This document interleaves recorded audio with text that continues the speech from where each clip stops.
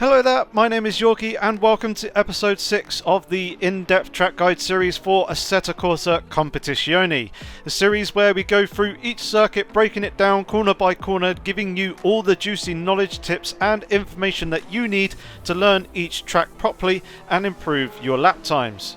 So if the series is of interest to you and you are new here, then please consider subscribing to the channel with the bell notification so you won't miss out on any future episodes. And if you want to support the channel further, you can find links to my social media pages down in the description below, as well as a link to my Discord server where it'll be awesome to have you come in and join the growing community.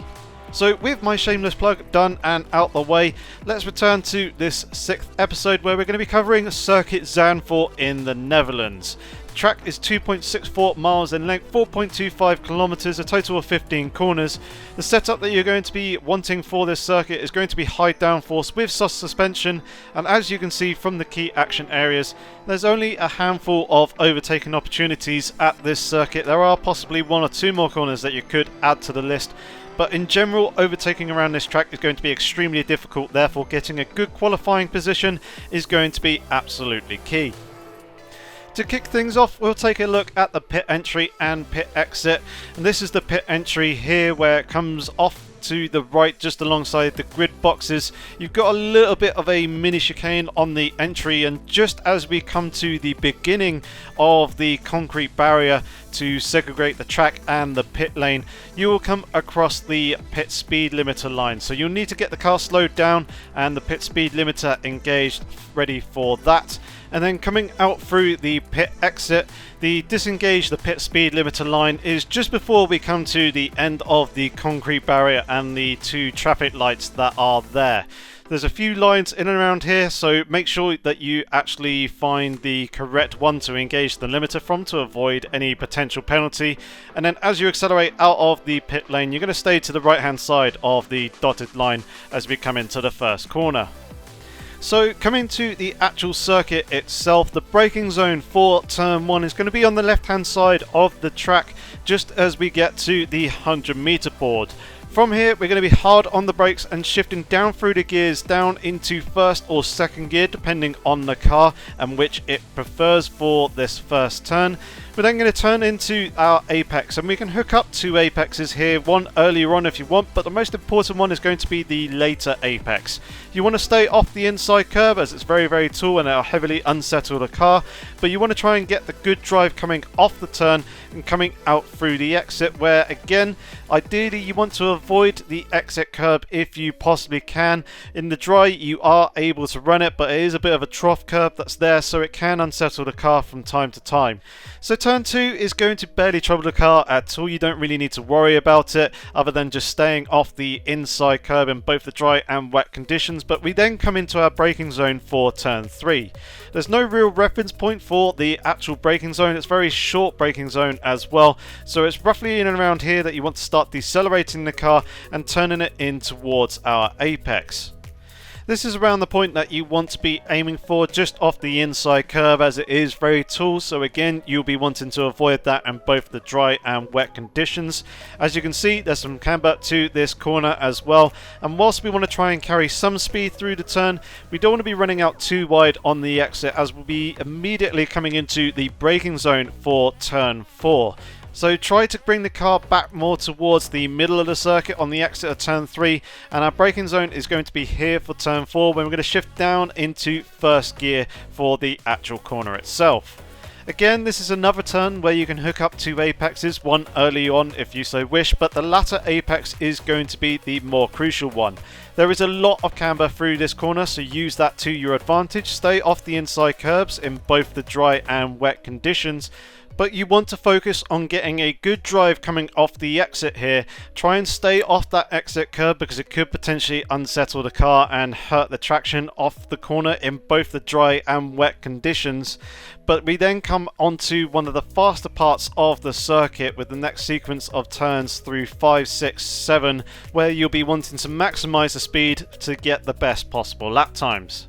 So the first of these 3 very high speed turns is turn 5, a very shallow right hander as you come up over the crest. You want to try and get as close to the white painted tarmac that is there on the inside without actually running over it too much. There's an awful lot of camber in this corner, so you can use that to your advantage. Obviously just be careful in the wet conditions with the car going light over the crest.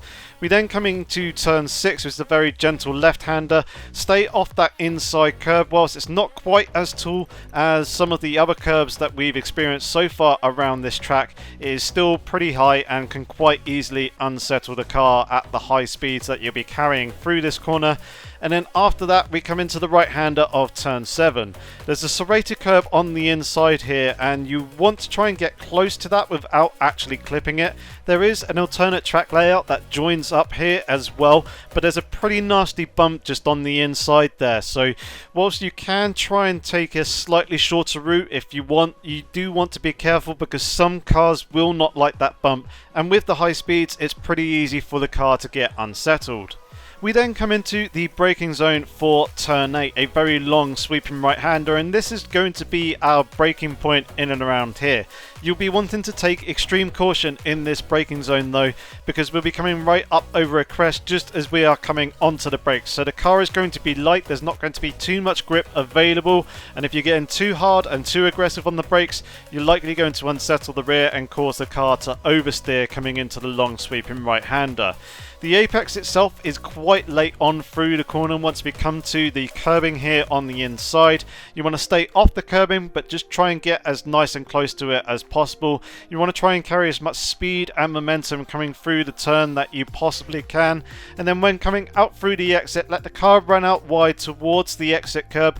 You can use it in the dry conditions, however do take caution because the curbs can unsettle the car quite easily here, and you obviously certainly wanting to be avoided it in the wet conditions. We then come into the braking zone for turn 9. Basically as soon as we come underneath the bridge and past the white line that spans the width of the circuit, we're going to have the car pointing to follow the left hand side of the circuit, getting onto the brakes and shifting down into 3rd gear before turning in for our apex. We're going to be clipping the inside curb in the dry conditions around about here. Most cars you can hammer this inside curb, however some you will want to take a little bit of caution in the dry conditions, whereas in the wet you're probably wanting to be avoiding this curb entirely. And then coming out through the exit, you're going to let the car run out wide. Don't go quite out to the outside curbing that is out here. There's very little runoff and the curb is quite serrated. You just want to try and get nice and close to it and make full use of the track width. Coming into the braking zone for turn 10, we're going to have the car positioned towards the left hand side of the track to try and open up the corner as much as possible. There isn't a huge amount of reference around here, so again it's kind of just judging the distance right, but this is roughly the area that we're going to be braking within. We're going to shift the car down into either 1st or 2nd gear depending on the car's gearing, and this is the apex point that we are going to be clipping through the corner. Avoid the curb on the inside in both the dry and wet conditions. Although it's a serrated curb, the serrations are actually very tall. And then when coming out through the exit, again you want to be trying to maximize the track width, letting the car drift out as far left as you possibly can without touching that outside curb, as there is very little beyond it and it'll obviously upset the traction. Once we come in towards turn 11, we want to bring the car back over towards the middle / right hand side of the circuit, braking in and around roughly this area. The actual reference that I use for this braking zone is the orange end of the Armco barrier that's there on the right hand side of the track. Again, we're going to shift down into either 1st or 2nd gear depending on the car's gearing, and we're going to be looking to hook up the inside curb for our apex just here. Once we reach this point, we want to start gently feeding the throttle in and progressively getting on it harder as we come out through the exit.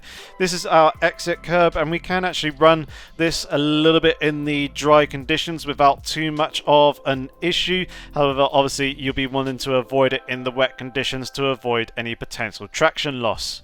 Next up is the braking zone for turn 12, and we're going to be looking for our braking point at the 100-meter board just after we cross the white line that spans the width of the circuit, where we're going to be shifting down through the gears down into second. We're going to turn the car in towards the inside apex curve just here. Ideally, you want to be staying just off it, although some cars will allow you to attack and use that inside curb, although you want to be careful in the wet conditions. And then following from this corner, we immediately come into turn 13, where we'll need to bleed off a little bit more speed with just another dab of the brake. We're going to hook up two apexes, one early on, let the car run a little bit deep, and then bring it back for a second more important later apex, where we're going to focus on our exit. Here you want to obviously try and plant the throttle, use the camber to your advantage and get a good drive coming off the corner. In most cars you want to be avoiding the exit curb that's out here, as it's got a little bit of a step to it and that could hurt our traction, but sometimes in some cars the car will handle it quite nicely without too much of an issue. Obviously avoid it entirely in the wet conditions. After a very short straight, we then come into turn 14. Our braking zone is going to be just after the 50-meter board that's there on the left hand side of the circuit, where we're going to drop the car down into third gear. We're going to turn in and we're going to aim to take a little bit of curb here on the inside. Obviously you want to be careful with this in the wet conditions, and also some cars you may want to be a little bit careful because there is a little bit of adverse camber to this curb and it can unsettle the car. But we're going to try and carry the speed through the turn and try and get a good exit. Let the car drift out wide. You can use a little bit of the curb here on the outside, but obviously the gravel trap is there, so be careful and don't run out too wide. Avoid it entirely in the wet conditions. But we then come into the final corner of the lap, which you can take nearly flat out with the default setups. You may need just a slight lift as you're coming in towards the curb to avoid running out wide. With some setup work, you could probably take this corner completely flat in some cars. You want to try and avoid clipping that inside curb, as there is a bit of a step to it, even though it is smooth, and clipping that with the bodywork will unsettle the car and put you into a spin. Coming out through the exit, obviously you're going to be trying to maximize all the speed that you potentially can coming onto the straight. In the dry conditions, you are free to run out to this exit curb and make use of it, as well as the grasscrete area just afterwards. However, obviously in the wet conditions, you'll be wanting to avoid the curb and prevent any potential wheel spin. So with the lap now pretty much done and dusted, let's take a look at it at full racing speed.